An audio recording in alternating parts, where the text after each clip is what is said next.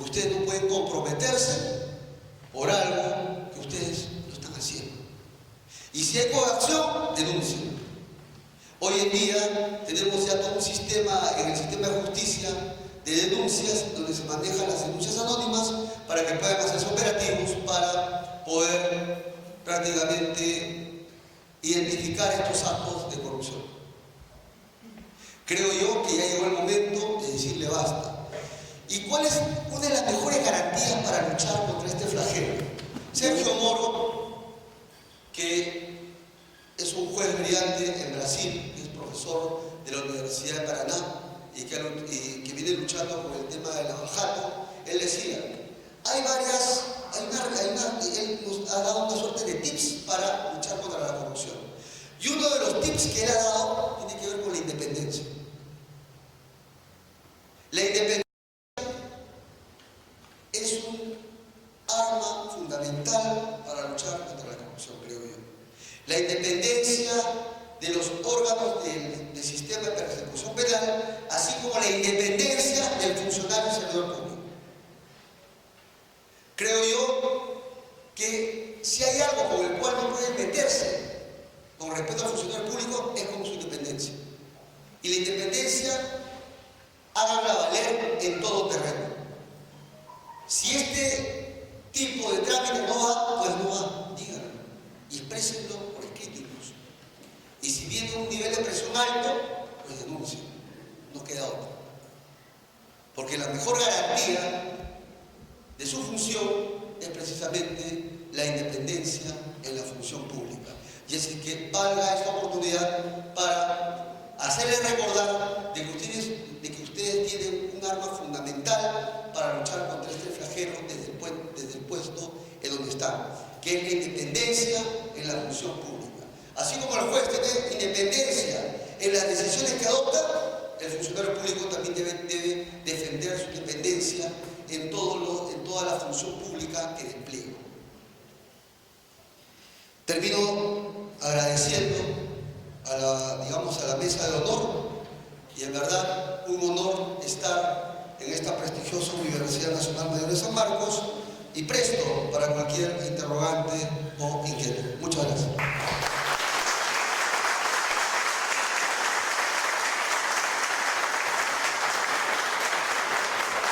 Sí, a continuación tenemos algunas preguntas de parte del público. Muchas gracias una vez más al doctor Concepción Carhuancho. ¿Sí?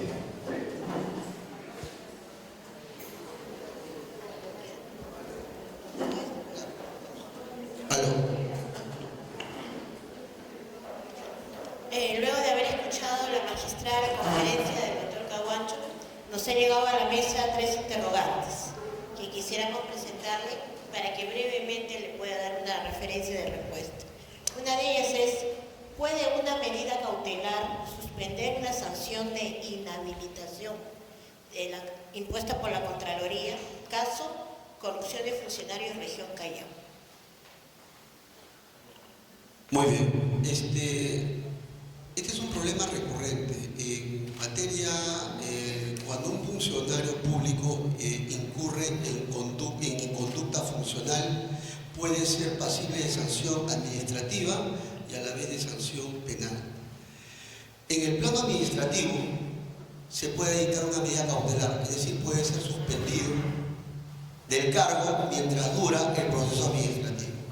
Igualmente, en materia penal, imaginemos un funcionario que es procesado por delito de peculado, o delito de colusión, o delito de cohecho. Durante el trámite del proceso también se le puede dictar una medida cautelar, como es la suspensión preventiva del cargo. Obviamente, para que se dicte una medida cautelar, sea en sede administrativa o en sede penal, tienen que cumplirse 2 requisitos. El primer requisito es que existan bastantes evidencias de que ese funcionario está en curso o bien en la falta administrativa o bien en el delito. Y el segundo requisito, que existe el peligro para la administración pública de que ese funcionario continúe en el cargo, de tal suerte de que sea un peligro, una fuente de peligro de que siga cometiendo mayores delitos. Esa es la lógica de la suspensión preventiva del cargo, sea en el plano administrativo o en el plano penal. Sí, en materia administrativa, la entidad administrativa lo puede suspender al funcionario público preventivamente. En materia penal también lo puede suspender preventivamente, mientras dure el proceso administrativo o el proceso penal. Lo que se me pregunta es si mediante una medida cautelar, por lo general el funcionario cuando se encuentra en esta situación busca recurrir a una acción de amparo, Las más de las veces, estas acciones de amparo no deberían prosperar, las más de las veces, salvo que sea excesivamente arbitraria la suspensión preventiva del cargo cumplido de ese funcionario, que puede darse el caso. Pero también hay que decir la verdad, hay que decir las cosas como son, aunque duelan. Y es que se han detectado casos en donde los funcionarios públicos suspendidos recurren a determinados jueces pidiendo medida cautelar para que se le levante esa suspensión preventiva en el cargo.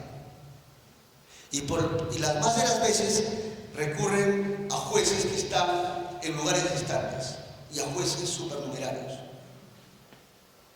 Y de manera sospechosa consiguen que se le levante esa medida cautelar.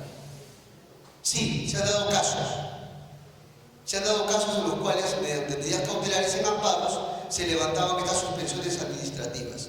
Pues bien, si usted es un funcionario que ha aplicado correctamente la medida cautelar en sede administrativa, no tenga miedo.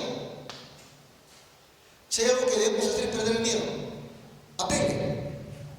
Y le escuchará la sala superior y detectará también si existe irregularidad en el levantamiento de esa medida cautelar. Pero no se queden, digamos, petrificados frente a eso. Sí, suele ocurrir.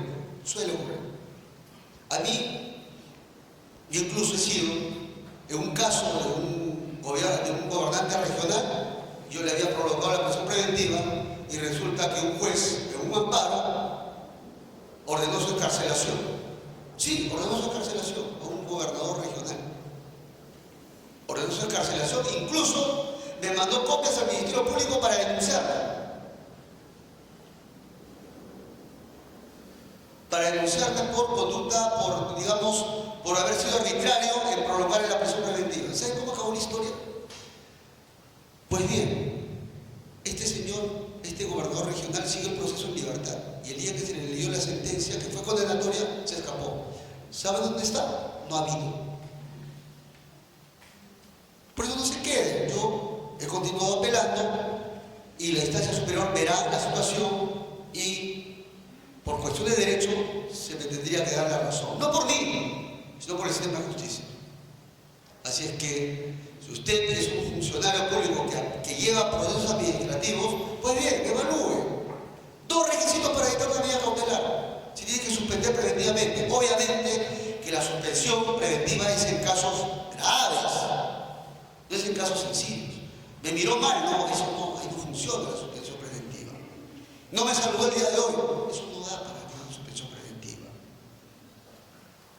O digamos, o una falta leve, qué sé yo. No, pues eso no da. Se supone que la falta grave es la que debe, o la falta muy grave, ¿no? Es la que debe dar pie a una suspensión administrativa.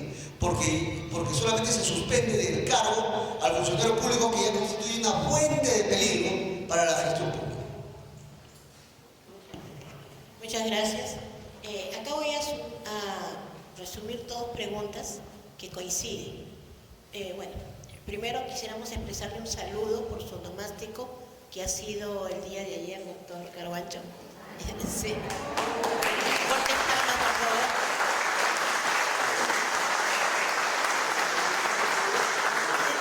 El mismo día que nos dio. Realmente le deseamos muchos éxitos y muchas bendiciones para que continúe la lucha contra la corrupción. Y las siguientes preguntas son: ¿a quién debemos recurrir cuando tomamos nota o vemos un acto de corrupción en el trabajo? Y además mucha gente está ligada a los gobiernos de turno y tiene miedo a denunciar por temor a perder el trabajo. ¿Existe algún medio de haber denuncias de manera anónima, con pruebas claras? Yo creo que sí, yo creo que sí. Si es, depende, ¿no? Si es un tema de un delito, yo creo que el tema es grave, ¿no? Entonces, usted puede recurrir de manera anónima o puede ir personalmente a las fiscalías de corrupción de funcionarios.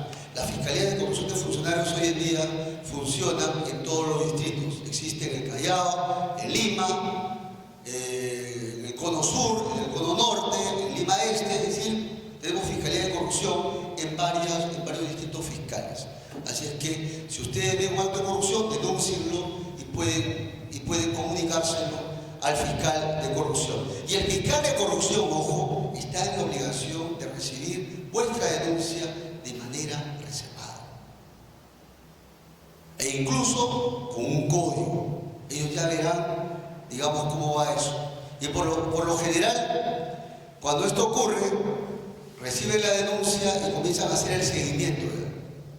Hasta que se arma el operativo y cae el funcionario público que no está cumpliendo adecuadamente con la función pública. Al estilo OCMA, ustedes han visto los casos de operativos de OCMA contra los magistrados, incluso contra fiscales, digamos, no cumplen a cabalidad sus funciones y piden sobornos, o el caso de auxiliares o de secretarios judiciales. Pues bien, la OCMA y la Fiscalía Anticorrupción arman operativos de manera reservada y se hace el operativo correspondiente. Y si hay documentos, pues se les alcanza a la fiscalía correspondiente. Y para proteger su reserva, les pueden asignar un código de reserva. Ellos ya saben manejar. Es más, el fiscal tiene el deber de proteger incluso su identidad si que ustedes no quieren revelar hasta que todo esto se esclarezca. Es decir, si hay gente, yo les tengo que decir también, dentro de la fiscalía hay gente muy honesta, ¿ya? Que está trabajando en este tema, y creo que la lucha es de todos. Si nosotros comenzamos a erradicar, esto se va a acabar después. Obviamente que el tema de la corrupción es un mal endémico de la humanidad, pero por lo menos no va a ser tan grosero, ¿no? Tal como viene ocurriendo en muchas entidades públicas, en donde prácticamente es visto como algo normal. El diezmo es visto como algo normal, ¿no? Entonces eso ya es tiempo de erradicarlo.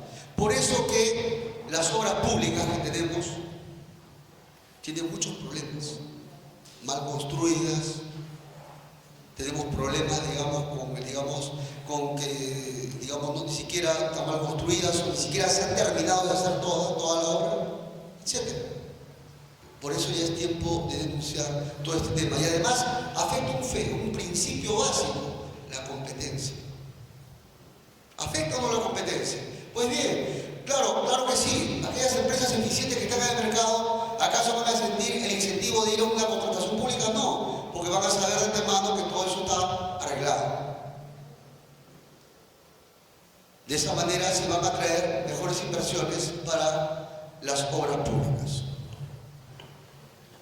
Muchas gracias. La última pregunta es, ¿de qué forma podría anularse la adquisición del inmueble que la COCSE ha adquirido para el desarrollo de sus empleados en cuanto a su comodidad laboral? Bueno, ese es un tema particular, un caso concreto, no voy a pronunciarlo porque no vaya a ser que me llegue el caso, ¿ya? Por eso he venido a pronunciarme, pero lo único que les puedo decir, sí, todo acto, toda irregularidad administrativa y todo acto que tenga apariencia de delito, denuncia. Y seguramente tiene que iniciarse una investigación. El tema no es fácil, ¿no? Sergio Moro decía en el tema de la corrupción en las altas esferas de las entidades públicas era un fenómeno que siempre se venía dando. Y el esquema de corrupción era un esquema que ya prácticamente se había enquistado en las instituciones públicas, pero que no se sancionaba. ¿Por qué? Porque nadie lo denunciaba. Y que tampoco nunca era sancionado. ¿Por qué? Porque las más de las veces los fiscales y los jueces no eran tan independientes. Terminaban siendo capturados por el gobierno de turno o bien por los empresarios. Por eso les digo, una garantía para que el sistema de justicia haya caminado en Brasil, y eso lo dice también Sergio Moro, es la independencia de los órganos de persecución penal. Yo quiero trasladar esa idea de Sergio Moro a las entidades públicas.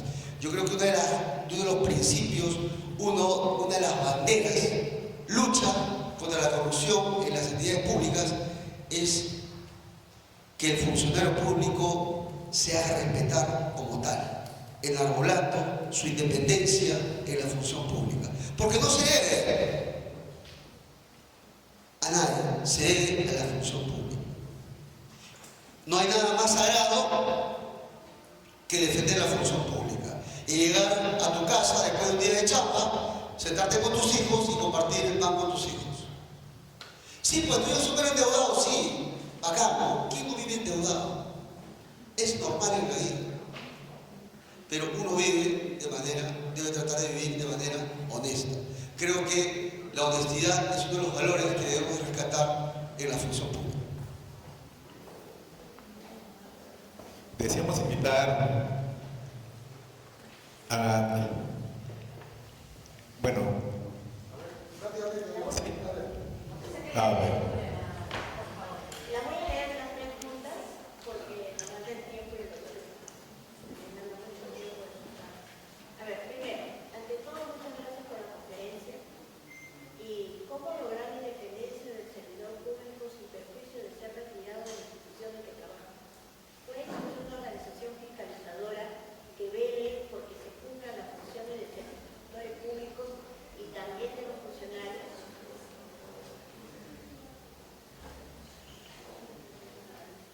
Pero que sea autónoma, así como se está dando en Chile y en Ecuador.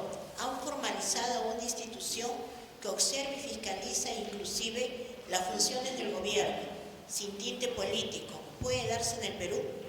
¿Por qué usted no lidera un tipo de estas instituciones? Realmente deseamos líderes como usted.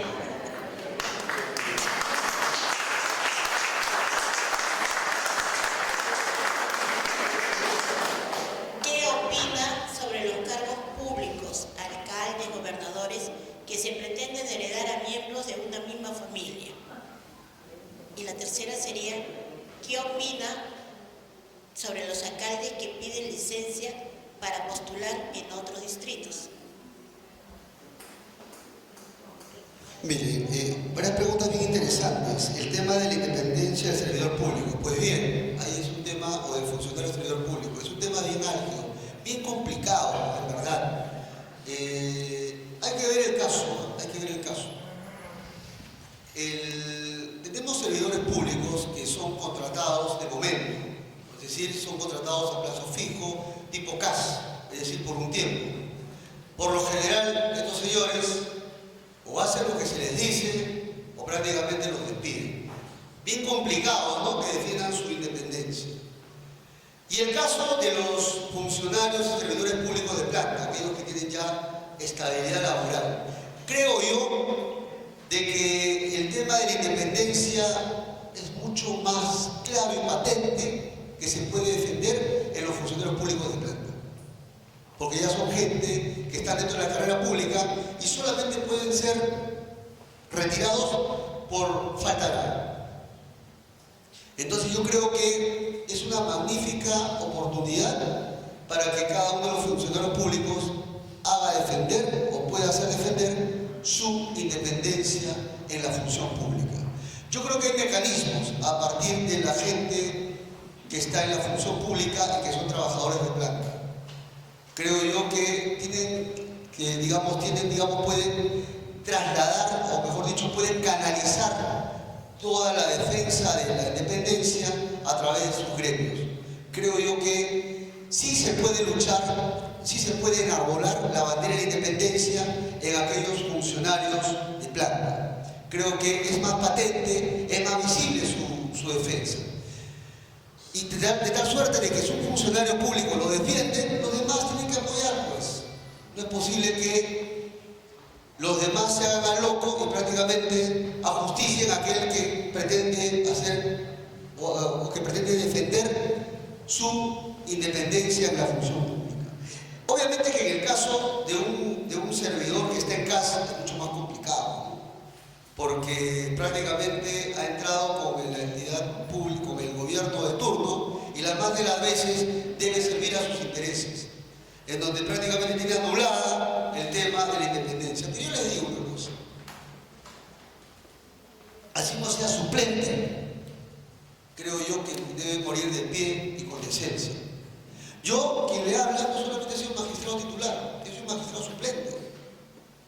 Es un magistrado suplente cuando he estado en el Distrito Judicial de Junín. Y tuve experiencias, ¿no?, en donde un superior, no voy a mencionar quién, me indicó que resolviera en un determinado modo, de un determinado modo. Pues bien, al final no accedí, yo resolví como correspondía. A partir de ese día me declaró la guerra y cada vez que mi decisión se subía en apelación me mandaba al hombro. Gaje del oficio, lo he visto así. Otra experiencia que tuve siendo magistrado suplente es que en una oportunidad vi un caso muy dramático cuando estaba yo de magistrado suplente ese tipo y se pretendió, yo había dicho que ese caso va para una lectura de sentencia, es decir, va para condena. Pues bien, ¿qué ocurrió en ese caso? Lo que pasa es que el imputado era familiar también de un alto, de un juez, digamos, del Poder Judicial. Y estaba muy vinculado todavía a la gente que elegía a los jueces. Pues bien, incluso por ahí se me dijo que prácticamente estaba fuera del Poder Judicial, porque era magistrado suplente. Pues bien, yo decidí hacer lo que correspondía, no cambié mi decisión. Digamos, no cumplen a cabalidad sus funciones y piden sobornos, o el caso de auxiliares o de secretarios judiciales, pues bien, la OMA y la Fiscalía Anticorrupción arman operativos de manera reservada y se hace el operativo correspondiente. Y si hay documentos, pues se les alcanza a la Fiscalía correspondiente. Y para proteger su reserva, les pueden asignar un código de reserva. Ellos ya saben manejar. Es más, el fiscal tiene el deber de proteger incluso su identidad si ustedes no quieren revelar hasta que todo esto se esclarezca. Es decir, si hay gente, yo les tengo que decir también, dentro de la Fiscalía hay gente muy honesta, ¿ya?, que está trabajando en este tema, y creo que la lucha es de todos. Si nosotros comenzamos a erradicar, esto se va a acabar ya, pues. Obviamente que el tema de la corrupción es un mal endémico de la humanidad, pero por lo menos no va a ser tan grosero, ¿no?, tal como viene ocurriendo en muchas entidades públicas, en donde prácticamente es visto como algo normal. El diezmo es visto como algo normal, ¿no? Entonces eso ya es tiempo de erradicarlo. Por eso que las obras públicas que tenemos tienen muchos problemas, mal construidas. Tenemos problemas, con que no, ni siquiera están mal construidas, o ni siquiera se han terminado de hacer toda la obra, etc. Por eso ya es tiempo de denunciar todo este tema. Y además afecta un principio básico, la competencia. ¿Afecta o no la competencia? Pues bien, claro que sí. Aquellas empresas eficientes que están en el mercado, ¿acaso van a sentir el incentivo de ir a una contratación pública? No, porque van a saber de antemano que todo eso está arreglado. De esa manera se van a traer mejores inversiones para las obras públicas.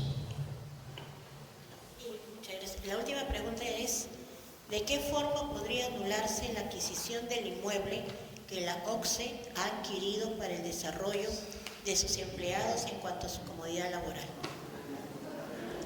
Bueno, ese es un tema particular, un caso concreto, no voy a pronunciarlo porque no vaya a ser que me llegue el caso, ¿ya? Por eso evito pronunciarme, pero lo único que les puedo decir, sí, todo acto, toda irregularidad administrativa y todo acto que tenga apariencia de delito, denuncia.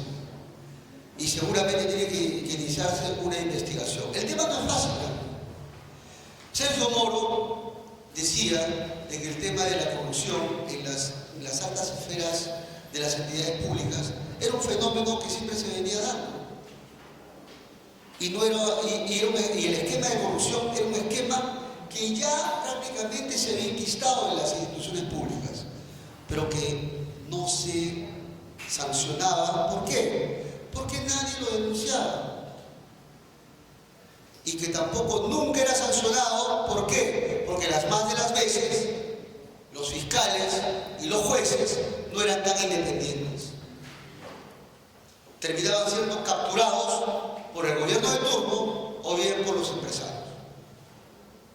Por eso les digo, una garantía para que el sistema de justicia haya caminado en Brasil, y eso lo dice también Sergio Moro, es la independencia de los órganos de persecución penal.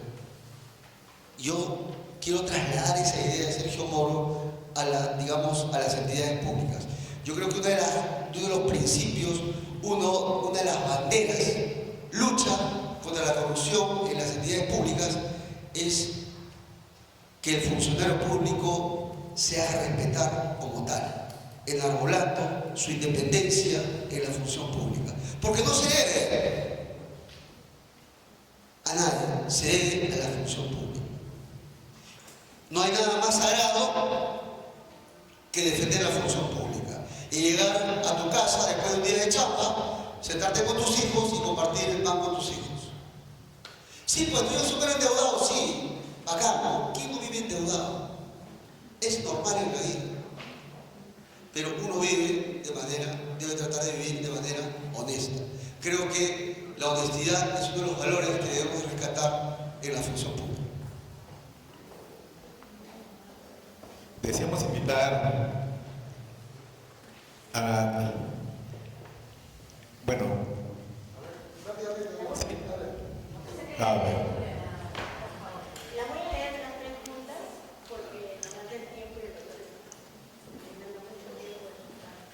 A ver, primero, ante todo, muchas gracias por la conferencia. ¿Y cómo lograr la independencia del servidor público sin perjuicio de ser retirado de la institución en que trabaja? ¿Puede existir una organización fiscalizadora que vele porque se cumplan las funciones de servidores públicos y también de los funcionarios?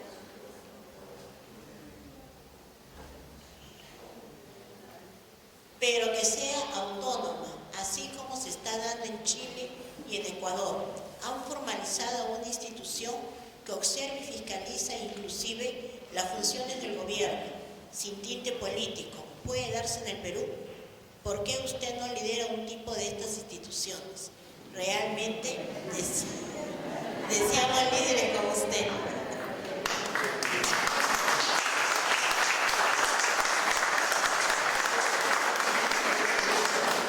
¿Qué opina sobre los cargos públicos, alcaldes, gobernadores, que se pretenden heredar a miembros de una misma familia? Y la tercera sería, ¿qué opina sobre los alcaldes que piden licencia para postular en otros distritos? Mire, varias preguntas bien interesantes. El tema de la independencia del servidor público. Pues bien, ahí es un tema, o del funcionario del servidor público, es un tema bien álgido, bien complicado, en verdad. Hay que ver el caso. Tenemos servidores públicos que son contratados de momento, es decir, son contratados a plazo fijo, tipo CAS, es decir, por un tiempo. Por lo general, estos señores o hacen lo que se les dice o prácticamente los despiden. Bien complicado, ¿no?, que defiendan su independencia. Y el caso de los funcionarios y servidores públicos de planta, aquellos que tienen ya estabilidad laboral. Creo yo de que el tema de la independencia es mucho más claro y patente que se puede defender en los funcionarios públicos de planta. Porque ya son gente que están dentro de la carrera pública y solamente pueden ser retirados por falta grave. Entonces yo creo que es una magnífica oportunidad para que cada uno de los funcionarios públicos haga defender o pueda hacer defender su independencia en la función pública. Yo creo que hay mecanismos a partir de la gente que está en la función pública y que son trabajadores de planta. Creo yo que pueden trasladar, o mejor dicho, pueden canalizar toda la defensa de la independencia a través de sus gremios. Creo yo que sí se puede luchar, sí se puede enarbolar la bandera de la independencia en aquellos funcionarios de planta. Creo que es más patente, es más visible su defensa. Y de tal suerte de que si un funcionario público lo defiende, los demás tienen que apoyar, pues. No es posible que los demás se hagan locos y prácticamente ajusticien a aquel que pretende hacer o que pretende defender su independencia en la función pública. Obviamente que en el caso de un servidor que está en casa es mucho más complicado, ¿no?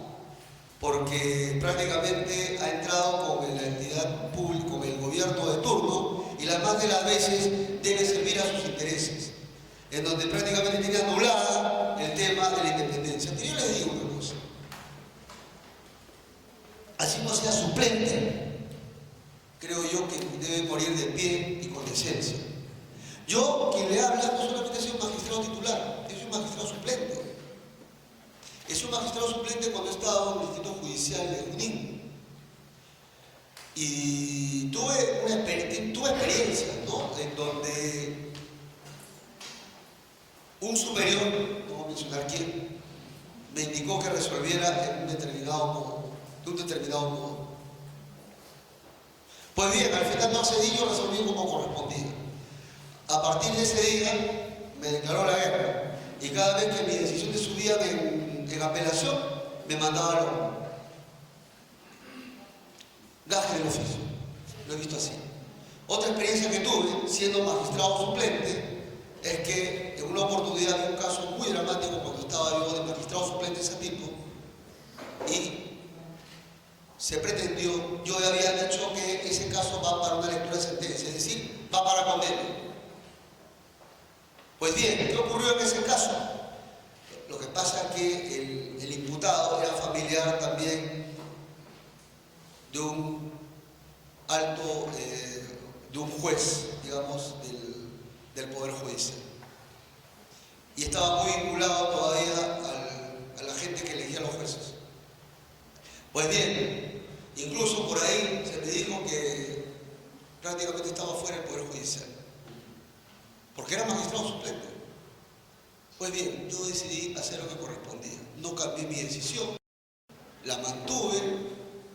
Al final hubo cambio de presidente y pasó el susto, como se dice. Pero así, si me hubiera retirado, yo con gusto lo hubiera hecho. Así que yo creo que por encima de todo está la dignidad y no dejarse manejar por nadie.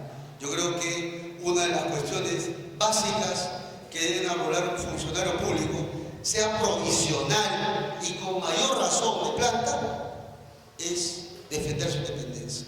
Aquí el árbitro soy yo, y yo decido conforme corresponde.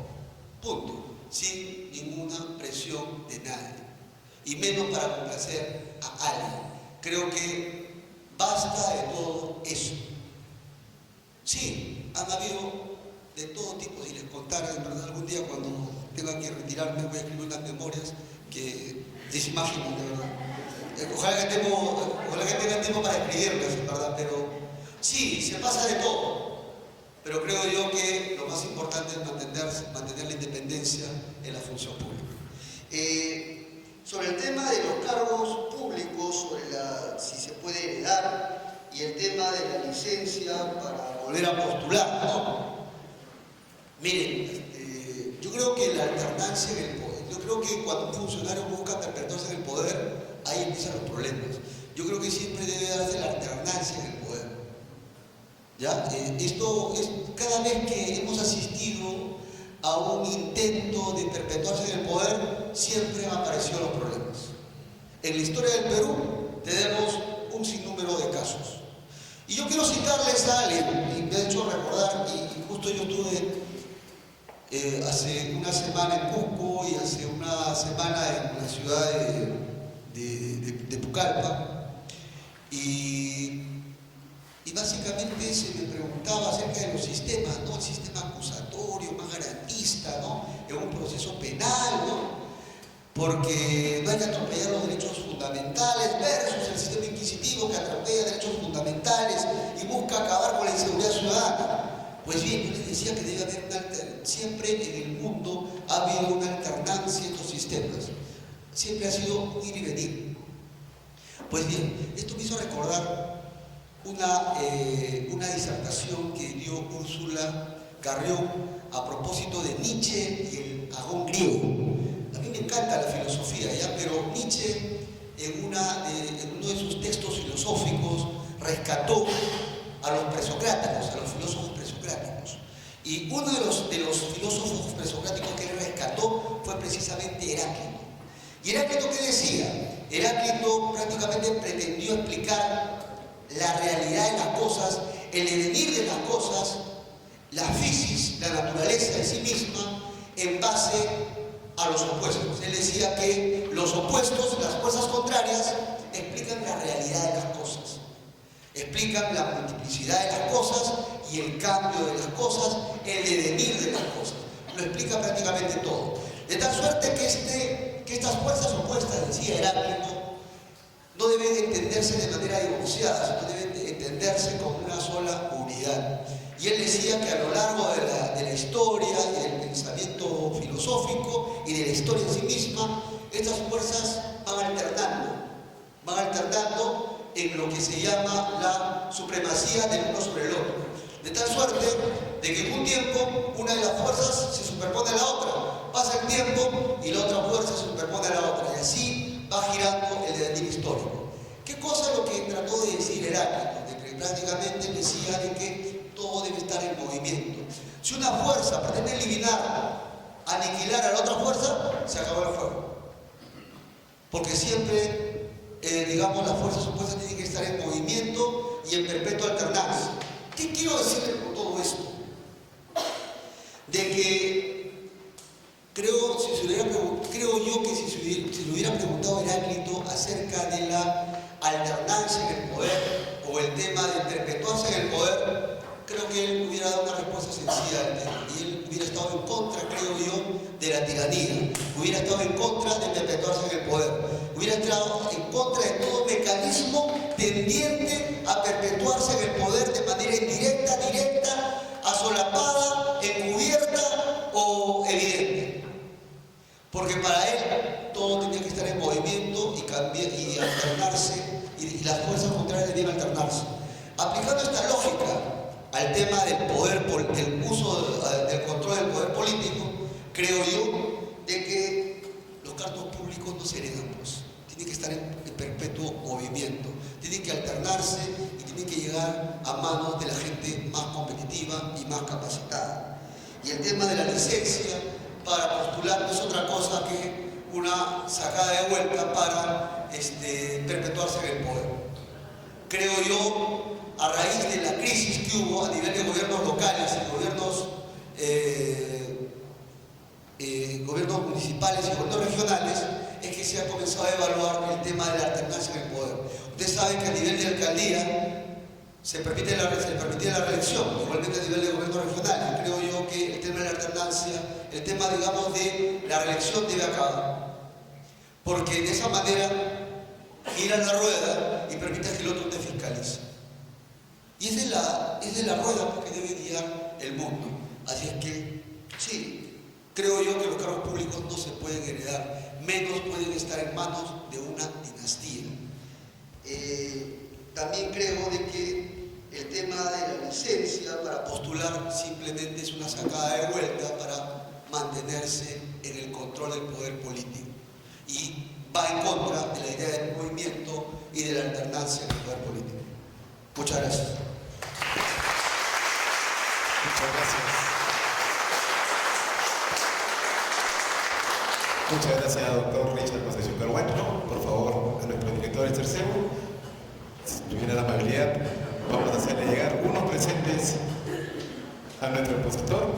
Al final, por favor, si nos permiten, una foto de estilo con todos los presentes y tenemos un compartido.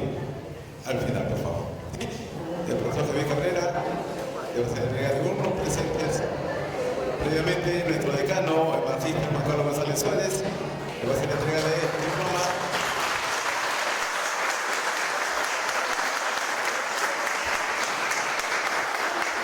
Nuestra directora administrativa, un PIN institucional, el PIN de la Universidad Nacional Mayor de San Marcos.